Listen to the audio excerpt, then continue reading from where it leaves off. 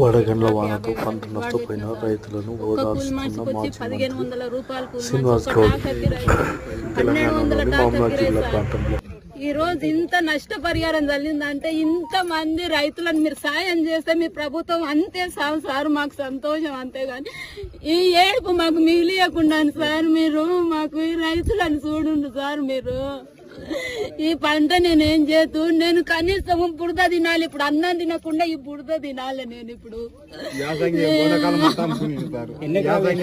10 ఎకరాలు వేస్తే సార్ 8:30కు వచ్చింది సార్. వానగన్లే సార్, అదే 9కి నేను సేనుకు వచ్చేసిన. ఇంట్లో ఉండలేక నేను సేనుకు వచ్చే వరకల్లా ఒక వానగన్ల మీదనే నడుస్తున్నా నేను కాలు.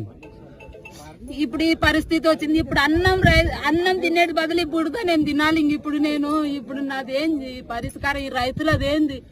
ఈ రైతుల గోడు ఎప్పుడు ఇంతే ఉంది సార్. ఈ రైతులది ఎప్పుడు ఇంతే. జాబ్ చేసిన ఆయన కమ్మగా తింటాడు. ఒక ఆదివారం పూట వస్తే మేము ఆదివారం 1000 రూపాయలు మటన్ తెచ్చుకున్నాలంటే ఇట్లా ఈ పిండి సంచికి వస్తలేమో అని మేము అంతా దాపుకుంటున్నాం సార్. మేము